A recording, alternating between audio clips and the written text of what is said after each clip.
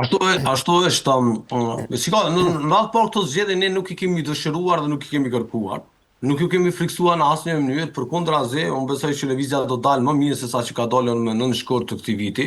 por thjesht nga perspektiva janë bërë të pashmangshme. Kemi bërë secilën përpjekje nga 15 prilli për të krijuar institucionet, për krijuar koalicion qeverisës me LDK-n dhe me nismën socialdemokrate, jemi refuzuar si veprim të them politik në formë të strategjisë për të na lënë në pamundësi për të krijuar qeverinë. Zgjedhje do të kemi, domethënë në fund të dhjetorit me gjasë në kuptimin e afateve kushtetuese se dashi i përket presidentes për të caktuar, por unë besoj që do të kemi rezultate plebiscitare në këto zgjedhje dhe për te që besoj thjesht tashmë është e qartë që është gati se le të themi e domosdoshme në kuptimin e garantimit të ecjes përpara me qeverisjen e vendosjes. Nëse ne nuk do t'i kemi 50% plus, do t'jetë thjesht thuajse tepër e vështirë, gati se e pamundur për të pasur vazhdimin e qeverisjes Kurti, për të mbrojtur të arritjet, sidomos në forcimin e shtetit Kosovës, në shtrirjen e ligjit në veri të Kosovës, eliminimin e struktura paralele dhe mbajtjen e Kosovës të fortë përballë Serbisë. Apo mendon se Mërgata do ta ndihmojë meqense se ka zëra që thonë që po lëvizja vetëvendosje e shpresonte, po themi, i shpresonte zgjedhjet në fund viti meqense kthehet Mërgata për festa. E para fundi vitit është tashmë, le të themi, imponim kushtetues, nuk ka opsione tjera. Nga momenti i shpërndarjes së kuvendit, presidenti ai ka 40 ditë maksimalisht për të saktuar datën e zgjedhjeve, për të mbajtur zgjedhje brenda 40 ditëve, dhe ne jemi tashmë në, le të themi, në javën, le të themi në 10 ditën e fundit të muajit nëntor dhe nuk ka asnjë opsion tjetër. Por Mërgata i ka dhënë gjithmonë një përkraje të madhe vetëvendosjes dhe shpesh herë ka qenë përcaktuese në atë, le të themi, diferencën e domosdoshme. Na ka dhënë deputet që nga viti do të janë 2019, kur pikërisht votat e Mërgatës në nxorën të parët, përballë partisë së dytë në atë kohë. Na kanë dhënë pastaj 2021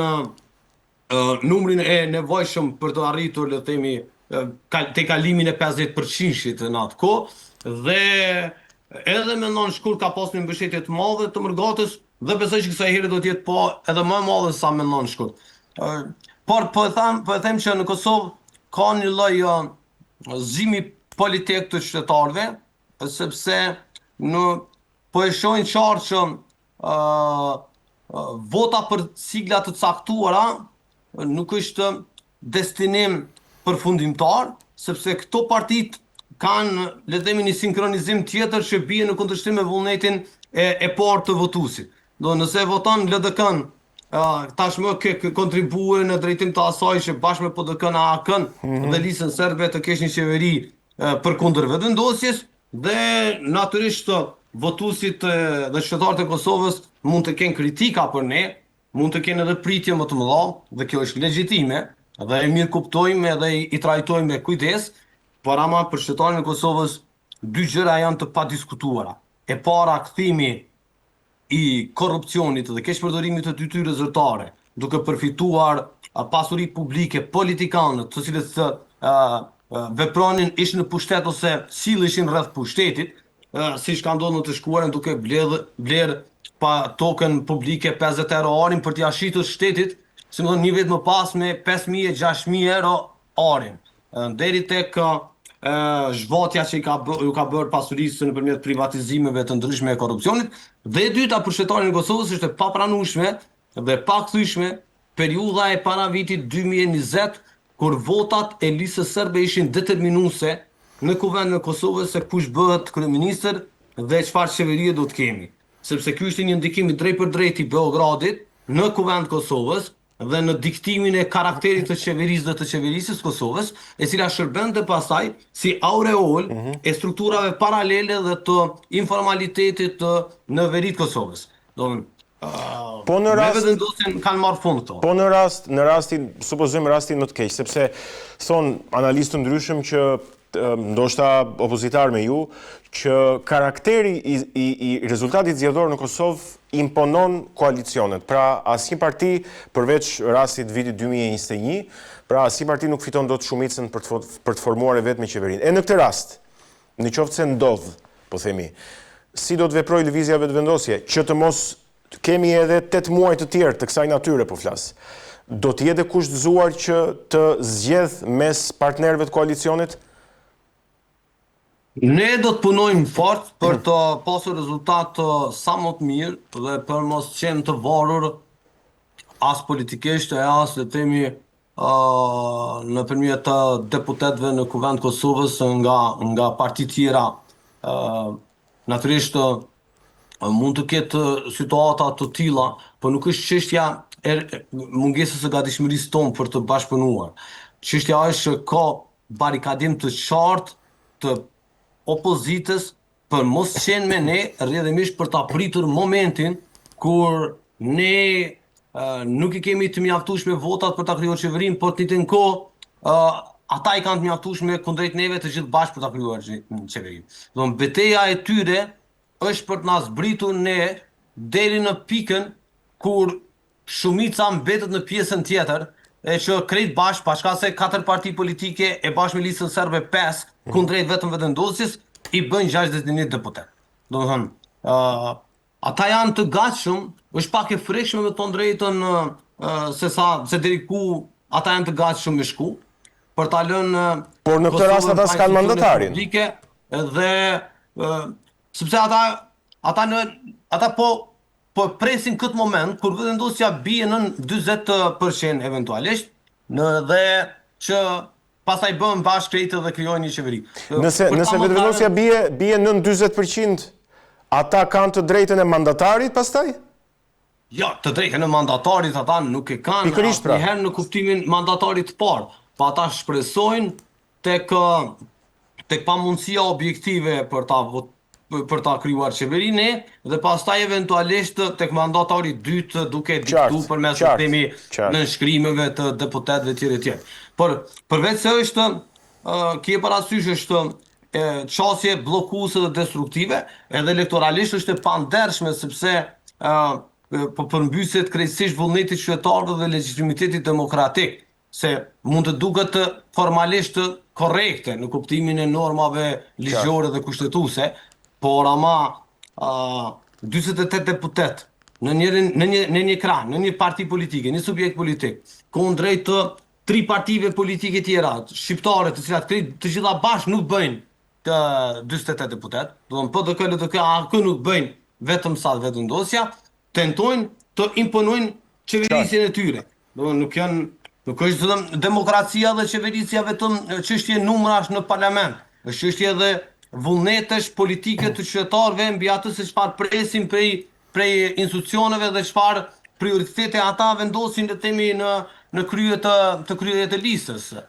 Qartë. Por unë shumë besoj që zgjedhjet e ardhshme do t'i prishin këto planet e opozitës dhe vetëvendosja do të ketë një shumicë parlamentare që do t'i mundsoj krijimin e institucioneve. Të them të drejtën,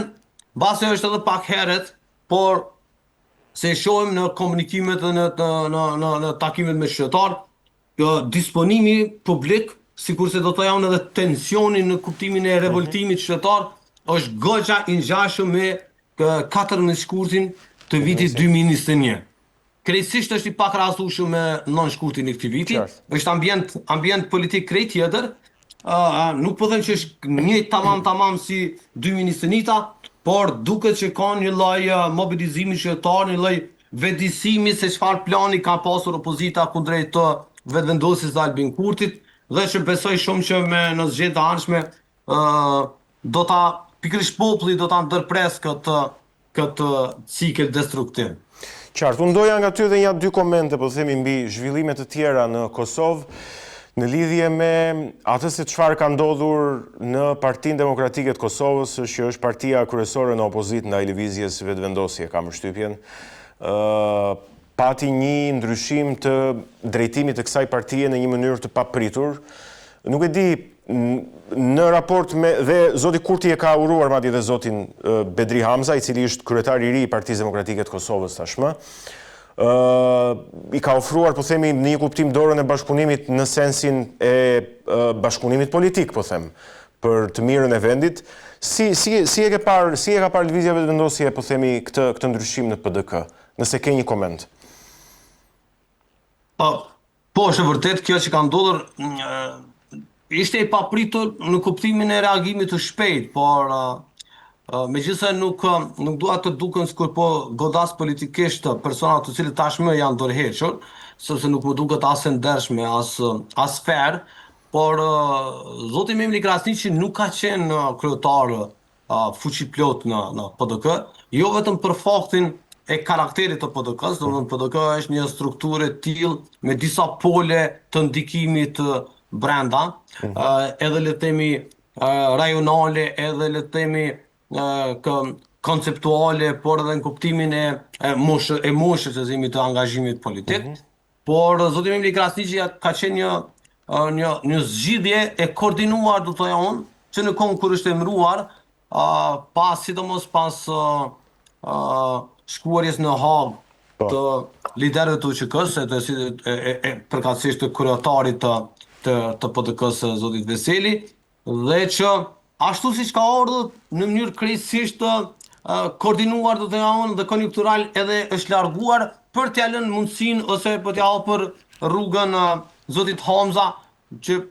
e njëjta gjë po ndodh edhe me të, domethënë nuk është një proces autentik demokratik i brendshëm i një gare le të themi politike dhe i një procesi zgjedhor krejtësisht që nga poshtë lart, gjithçka ka ndodhur brenda 48 orëve le të themi ose 72 orëve, nga dorëheqja tek zgjedhja e kryetarit të ri, por natyrisht ne i urojmë zotit Hamza punë, le të themi drejtimin e PDK-s dhe siç e ka thënë zoti Kurti, të gatshëm për të bashkëpunuar në përputhje me vullnetin e qytetarëve e për interes të shtetit të Kosovës. Është mirë të kontribojmë le të themi në këtë atmosferën demokratike dhe të bashkëpunimit ndërpartijak, por që besoj shumë edhe kjo lëvizje brenda PDK-s ka qenë ndërlidhur me zgjedhjet që po na presin, domethënë kishte një situatë shumë pak do le të themi dubioze, që zoti Hamza nominoi për kryeministër, ndërkohë që kryetar partia ishte dikush tjetër, dhe dukej që meqense herën e parë ndodhi kështu në zgjedhjet e 9 shkurtit, në herën e dytë ishte shterruar justifikimi për të njëjtën gjë, dhe duhet ta bënin tash kryetar partie për ta nominuar për kryeministër. Mendoj që janë keqësisht taktika partijake në prag të zgjedhjeve parlamentare, por legjitime për një parti politike, sepse në fund fundit secila parti politike bën lëvizjet e brendshme dhe të jashtme në funksion të rezultatit më të mirë për ata. Po ajo që unë dua realisht kuptoj është nëse Partia Demokratike e Kosovës në këndvështrimin tënd personalisht, po edhe televizjes vetëvendosje, si një kundërshtar politik, a ka dal nga hija e Hashim Thaçit edhe Kadri Veselit, sepse nuk e di, perceptimi im i gabuar qoftë ky, po më duket se janë, po themi, drejtues cilët nuk e disponojnë karizmën, janë drejtues cilët nga pikpamja burokratike mund të jenë shumë të aftë dhe shumë të zotë, nuk i paragjykoj për këtë pjesë, por duket sikur politikisht nuk e zotrojnë, po themi, karizmën e një lideri që për më tepër pastaj nominohet edhe për kryeministër.